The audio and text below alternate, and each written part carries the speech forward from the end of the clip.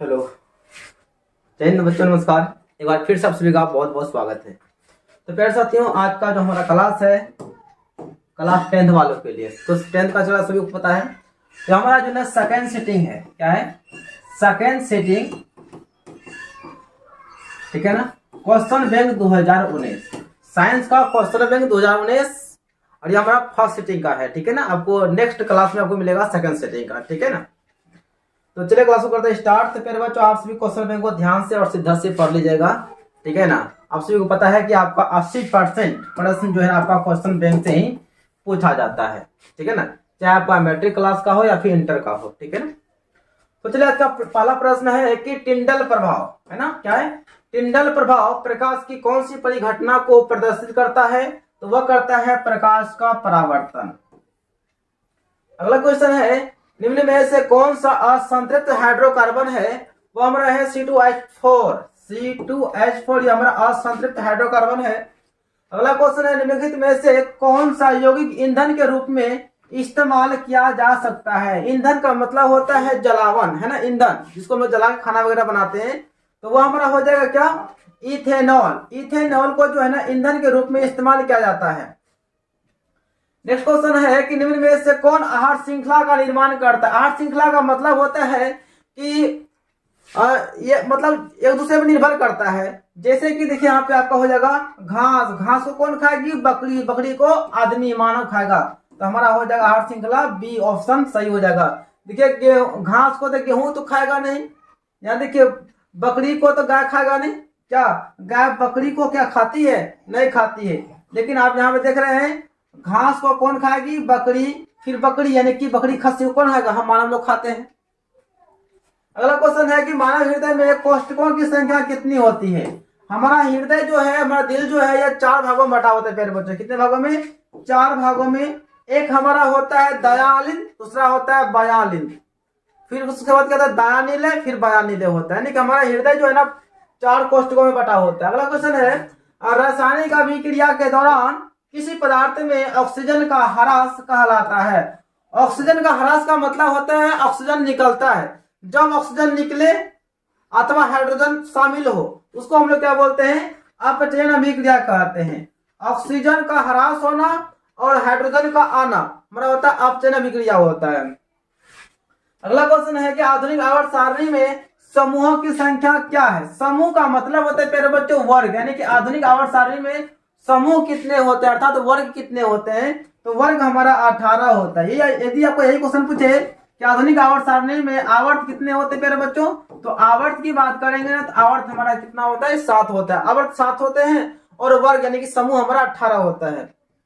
अगला क्वेश्चन है कि खाद्य पदार्थों, दिख रहा है ना, खाद्य पदार्थों के डिब्बों पर जिंक के बजाय टीन का लेप किया जाता है, क्यों? यानी कि खाद्य पदार्थ का जो डिब्बा होता है ना, तो जैसे कि आपका करवा तेल का मतलब सरसों तेल का डिब्बा हो गया और सब डिब्बा वगैरह होता है ना, उसमें जो है ना क्या होता है कि क्या था, खाद्य पदार्थों में के डिब्बों पर जिंक के तुलना में यानी जिंक के बजाय उस पर जो है ना टीन का लेप किया जाता है। ऐसा क्यों किया जाता है? इसलिए किया जाता है क्योंकि देखिए टीन की अपेक्षा जिंक महंगा होता है नहीं, टीन की अपेक्षा जिंक का गलनांक अधिक होता है नहीं, टीन की अपेक्षा जिंक अधिक अभिक्रियाशील होता है। बिल्कुल आपका ऑप्शन देगा सी, टीन की अपेक्षा नहीं, टीन का तुलना में जो जिंक होता है वो अधिक क्रियाशील होता है।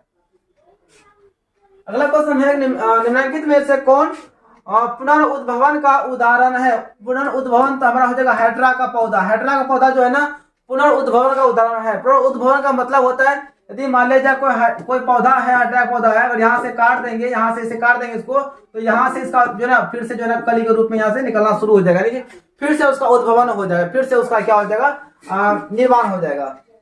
अगला है कि तांबे की तार की आयताकार कुंडली किसी चुंबकीय क्षेत्र में घूर्णित गति कर रही है, ठीक है, घूर्णन कर रहा है।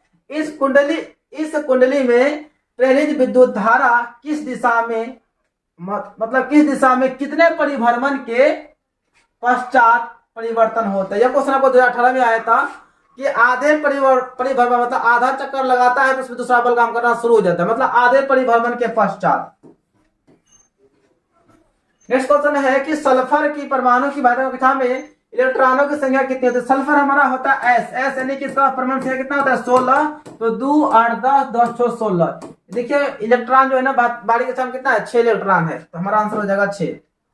नेक्स्ट क्वेश्चन है कि ग्लूकोज के एक अणु में ऑक्सीजन के कितने परमाणु होते हैं? ऑक्सीजन के परमाणु C6H12O6 हमारा ग्लूकोज हो गया। और ग्लूकोज में हमारा जो ऑक्सीजन है, पहले बच्चों कितना है? 6। देखिए यहाँ पे देखिए 6 परमाणु है। आंसर क्या हो जाएगा हमारा? 6 परमाणु है। यदि क्वेश्चन पूछे ग्लूकोज में कार्बन परमाणु संख्या कितनी होती है, तो कार्बन हमारा 6 है। और हाइड्रोजन कितना है? तो हाइड्रोजन पूछेगा तो 12 हो जाएगा, लेकिन ऑक्सीजन कितना है? 6 है। अगला क्वेश्चन है कि नई क्रांति है, चिन्ह परिपाटी के अनुसार दर्पण के सामने रखे गए बीम की दूरी ली जाती है। बीम का मतलब होता है वस्तु, चाहे आपका दर्पण हो या आपका लेंस हो, तो वस्तु दूरी हमेशा नेगेटिव लिया जाता है। हमेशा नेगेटिव मतलब माइनस में लिया जाता है, ऋणात्मक लिया जाता है, नेगेटिव। अगला है कि पित्तरस कहां से स्रावित होता है? प्यारे बच्चों पित्तरस जो है ना अग्नाशय से नहीं, यकृत से। पित्तरस जो है आपका यकृत से स्रावित होता है। नेक्स्ट क्वेश्चन है निम्नलिखित में से कौन मलेरिया परजीवी है? मलेरिया परजीवी कौन है? आपका प्लाज्मोडियम। प्लाज्मोडियम आपका जो ना क्या है? मलेरिया परजीवी का उदाहरण है। अगला है कि एल्युमिनियम पर मोटी ऑक्साइड की परत बनाने की प्रक्रिया कहलाती है। तो एल्युमिनियम पर, किस पर? एल्युमिनियम, ध्यान दीजिएगा, एल्युमिनियम एल्युमिनियम पर मोटी ऑक्साइड की परत बनाने की प्रक्रिया क्या कहलाती है? वह कहलाती है एनोडीकरण। क्या भाई? एनोडीकरण। अगला है कि सामान्य नेत्र के लिए दूर बिंदु कितना होता है? दूर बिंदु हमारा अनंत होता है। यदि यही क्वेश्चन पूछा सामान्य नेत्र के लिए निकट बिंदु क्या होता है? प्यारे बच्चों निकट बिंदु, यदि पूछे निकट बिंदु क्या होता है मेरे बच्चों, तो बताना है सर जी। निकट बिंदु ना 25 सेंटीमीटर होता है। और निकट बिंदु और दूर बिंदु का जो बीच का दूरी होता है उसे दृष्टिपरास कहा जाता है। अगला क्वेश्चन है कौन सी गैस वैश्विक ऊष्मन के लिए उत्तरदायी होता है? वो हमारा होता है कार्बन डाइऑक्साइड। कार्बन डाइऑक्साइड जो है ना वैश्विक ऊष्मन के लिए उत्तरदायी होता है। अगला क्वेश्चन है कौन से अजैव निम्नीकरणीय कचरा है? देखिए अजैव निम्नीकरणीय का मतलब होता है कि वह कचरा जो पर्यावरण में मिट्टी में सरगल नहीं सकता है, उसको हम लोग क्या बोलते हैं? अजैव निम्नीकरणीय बोलते हैं। ठीक है ना। तो टिश्यू पेपर तो आसानी से गल जाएगा, ये होगा नहीं। केले का छिलका भी पर्यावरण में हमारा गल मिलकर खत्म हो जाएगा, लेकिन थर्मोकोल जो होता है या पर्यावरण में नहीं गल पाता है, अर्थात हमारा ऑप्शन हो जाएगा सी। अगला क्वेश्चन है निम्न में से किस लेंस की फोकल दूरी धनात्मक होती है? तो देखिए आपका एक होता है उत्तल लेंस, एक होता है अवतल लेंस। तो उत्तल लेंस की जो फोकल दूरी होती है वो हमेशा पॉजिटिव होती है, धनात्मक होती है। और अवतल लेंस की जो फोकल दूरी होती है वो नेगेटिव होती है, लेकिन ऋणात्मक होती है। यदि क्वेश्चन पूछे कि मानव नेत्र में कौन सा लेंस पाया जाता है, तो पहले बच्चों आपका यह उत्तल लेंस जो है ना यहाँ पर मानव नेत्र में पाया जाता है। और मानव नेत्र की तुलना जो है ना कैमरा से किया जाता है। अगला क्वेश्चन है समांतर क्रम में संयोजित प्रतिरोधों की संख्या घटने के उपरांत संयोजित प्रतिरोधों का कुल प्रतिरोध होता है। देखिए जैसे यदि वह समांतर क्रम में है, ध्यान दीजिएगा, समांतर क्रम में संयोजित है तो आपका जो आपका कुल प्रतिरोध होता है 1/r बराबर जो होता है 1/r1 plus 1/r2 plus 1/r3 plus 1/r4। इस तरह से जैसे जैसे इसका प्रतिरोध को घटाएंगे ना, इसका मान क्या होगा? समतुल्य प्रतिरोध जो है ना बढ़ेगा। ठीक है ना। कहने मतलब इसे आपका 1/2 हो गया, 3/2 हो गया, 8/2 हो गया, जो भी है। ठीक है, इसलिए 5/2 है। तो जब आपका जितना जैसे जैसे जब बढ़ेगा तो वैसे वैसे प्रतिरोध का मान क्या होगा? समतुल्य प्रतिरोध घटेगा। लेकिन जैसे जैसे जो है ना यहाँ पे क्या है बोलता है क्या? घटने के उपरांत यानी कि समायोजित प्रतिरोधों की संख्या या हमारा प्रतिरोध है, जैसे जैसे प्रतिरोध की संख्या घटाएंगे या घटा दिए ना, 2 कर दी, तो जैसे इसका प्रतिरोधों की संख्या घटेगा तो इसका समतुल्य प्रतिरोध जो है ना बढ़ेगा, उसका मान क्या होगा? बढ़ेगा। आंसर क्या हो जाएगा? ऑप्शन ए हो जाएगा, बढ़ता है। अगला है कि कवक में पोषण की कौन सी विधि पाई जाती है? कवक में आपका मृतजीवी पाई जाती है। नेक्स्ट क्वेश्चन है निम्न में से कौन सा पद विद्युत परिपथ में विद्युत शक्ति को निरूपित करता है? विद्युत शक्ति को, तो आपका हो जाए ऑप्शन ए, यहाँ का विद्युत शक्ति को निरूपित करता है, बाकी बात ऐसा आपका नहीं करता है। चलिए निम्न में कौन सा अंग संवेदीग्राही नहीं है? संवेदीग्राही का मतलब होता है प्यारे बच्चों कि यानी कि संवेदना होना। तो हमारे देखिए कान से, हमारा कान हो जाएगा, कान से संवेदना होता है, कान से हम सुनते हैं, ये हमारा संवेदीग्राही अंग है। आंख से देखते हैं, ठीक है ना, नाक से सूंघते हैं, अनुभव करते सूंघते हैं, लेकिन दिमाग से ऐसा कुछ नहीं होता। दिमाग क्या होता है, सूचना को ग्रहण करता है। तो हमारा आंसर क्या हो जाएगा, ऑप्शन डी हो जाएगा, है ना। डी हमारा परफेक्ट हो जाएगा। डी हमारा जो ना संवेदी ग्राही अंक नहीं है।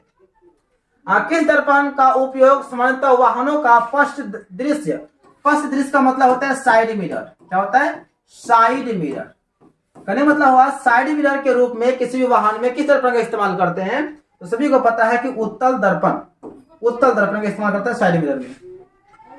किस वर्ण का तरंगदैर्घ्य सबसे अधिक होता है। प्यारे बच्चों, लाल का तरंगदैर्घ्य क्या होता है, सबसे अधिक होता है, लेकिन बैंगनी का तरंगदैर्घ्य क्या होता है, सबसे कम होता है। फिर लाल का जो विचलन होता है वह कम होता है और बैंगनी का विचलन क्या होता है, ज्यादा होता है।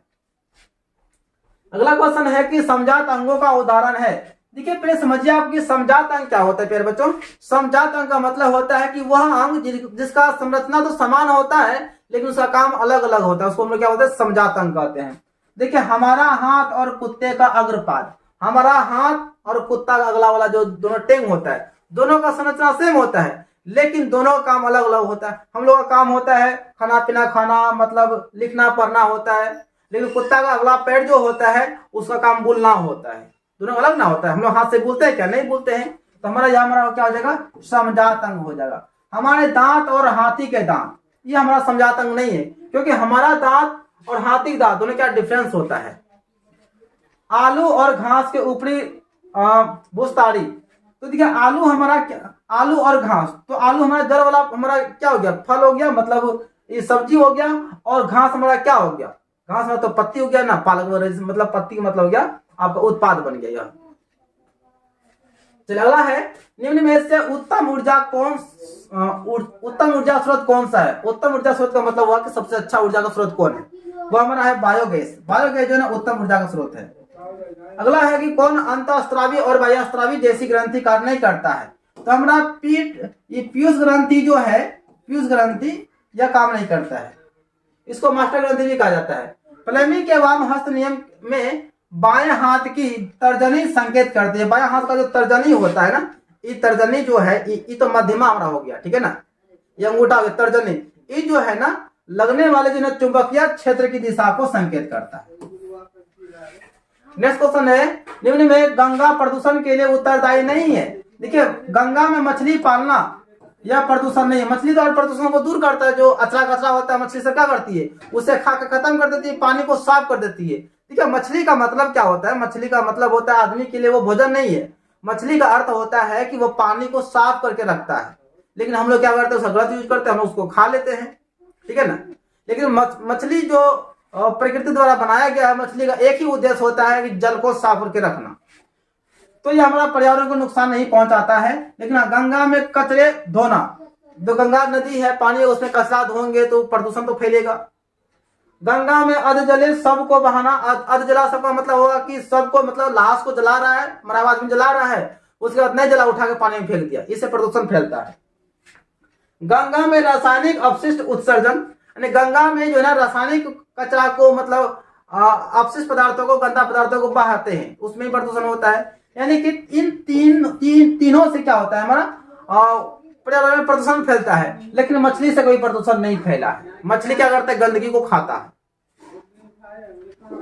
अगला क्वेश्चन है कि पुष्प का नर जननांग कहलाता है, यानी पुष्प का नर अंग क्या कहलाता है, वह पुंकेसर कहलाता है, और पुष्प का जो मादा भाग है वह स्त्री केसर या फिर जायांग कहलाता है। अगला है, किस लेंस का उपयोग कर दीर्घ दृष्टि दोष को संशोधित किया जाता है। यानी कि कहने मतलब हुआ दूर दृष्टि दोष का निवारण किस लेंस से किया जाता है, तो उत्तल लेंस से किया जाता है। और यह अवतल लेंस जो है प्यारे बच्चों, यह हमारा निकट दृष्टि दोष का, किसका, निकट दृष्टि दोष का उपचार में यह काम आता है। अगला क्वेश्चन है, व्यंजक चूर्ण का रासायनिक सूत्र क्या होता है, यह आपका होता है कैल्शियम, क्या है, कैल्शियम हाइपोक्लोराइड, CaOCl2 हो जाएगा। अगला है, कौन सा पदार्थ लाल लिटमस को नीला कर देता है। देखिए जो लाल को नीला करेगा ना वो क्षारीय होता है, और क्षार का जो pH मान होता है वह 7 से अधिक होता है, और अम्ल का जो pH मान होता है वह 7 से कम होता है। लेकिन उदासीन विलयन का pH मान जो है प्यारे बच्चों वह 7 के बराबर होता है। अगला है, कौन सा अभिलक्षण वंशागत नहीं है। वंशगत का मतलब होता है कि अगर कुछ ऐसा गुण हमारे अंदर में है तो हमारे जो बच्चा होगा, जो बेटा बेटी होगा, उसमें भी गुण चला जाएगा। उसको हम क्या बोलते हैं? वंशागत कहते हैं। तो आंख का रंग यह वंशागत है। चमड़ी का रंग, यानी कि यदि हम गोरा है तो मेरा बाल बच्चा भी क्या गोरा ही होगा, ये चमड़ी का रंग हो गया। शरीर का आकार, यदि अगर हम हेल्दी है तो बच्चा भी जरूर है कि हेल्दी ही होगा, हमारे शरीर के अनुसार उससे वो होगा। बाल की प्रकृति यह नहीं होगा, ठीक है ना। यानी कि यदि मेरा बाल जो है ना घुंघरेला ऐसा बाल है तो ऐसा जरूरी नहीं कि मेरा बच्चा का बाल भी वैसा ही होगा, ऐसा जरूरी नहीं है। यानी कि यह जो हमारा वंशागत प्रकृति नहीं है। तो हमारा आंसर क्या हो जाएगा? Option D. अगला है शुद्ध जल का पीएच मान होता है। तो शुद्ध जल का पीएच मान क्या होता है? 7 होता है। और अम्लीय जो होता है उसका 7 से कम होता है, और क्षारीय 7 से अधिक होता है। अगला क्वेश्चन है कौन सा कार्बन यौगिक सबसे अधिक क्रियाशील है? कौन सा? आपका हो जाएगा C2H4, यह आपका अधिक क्रियाशील है। अगला क्वेश्चन है 39, हाइड्रोजन के 2 परमाणुओं के बीच कितने आबंध होते हैं? तो 1 होता है, तो सबको पता है, 1 आबंध होते हैं, 1 बंधन होते हैं। अगला है कि विद्युत ऊर्जा का व्यवसायिक मात्रा क्या होता है? देखिए विद्युत ऐसे ऊर्जा का मात्रा तो जूल होता है, लेकिन व्यवसायिक मात्रा कहेंगे तो हमारा यूनिट हो जाएगा। हमारे घरों में जो बिजली का बिल होता है ना, वो यूनिट में नापा जाता है उसे। चलिए प्यारे बच्चों, आज हमारा जो ना खत्म हो गया 2019 का फर्स्ट सिटिंग का हो गया, ठीक है ना। तो अगला वीडियो जो आएगा आपका 2019 का ही होगा, लेकिन वो सेकंड सिटिंग का होगा, ठीक है। तो आप सभी इससे पहले बच्चों यही कहना चाहेंगे हम कि आप ना क्वेश्चन बैंक को अच्छी तरह से पढ़ लीजिए, और हमारे वीडियो में जितना भी आपको आंसर क्वेश्चन बताया जाता है ना, बिल्कुल 100% सही होता है। शायद कभी कल मिस्टेक तो हो जाता होगा, किसी मतलब मिस्टेक तो सबसे होता है, शायद हो जाता होगा, अलग बात है, लेकिन जहां तक हमको विश्वास है कि अभी तक जो आपको हम पढ़ाए हैं एक भी क्वेश्चन मिस नहीं हुआ है, ठीक है ना। बिल्कुल आपको करेक्ट आंसर बताते हैं, क्योंकि एक बार क्वेश्चन को हम वेरीफाई कर लेते हैं आंसर को, उसके बाद फिर आपके सामने हम लेकर आते हैं। क्योंकि क्वेश्चन बैंक में बहुत सारा क्वेश्चन क्या होता है, उसका आंसर बहुत गलत होता है, इसलिए उसको हम क्या करते हैं, सही कर लेते हैं, फिर आपके सामने आते हैं। तो प्यारे बच्चों, आप सभी वीडियो को अधिक से अधिक शेयर कीजिएगा, लाइक कीजिएगा, यदि पहली बार आए तो सब्सक्राइब करके हमें सपोर्ट जरूर कीजिएगा, ठीक है। तो वंदे मातरम, जय हिंद, बेस्ट ऑफ लक। तो वीडियो देखने के लिए आप सभी को दिल से थैंक यू।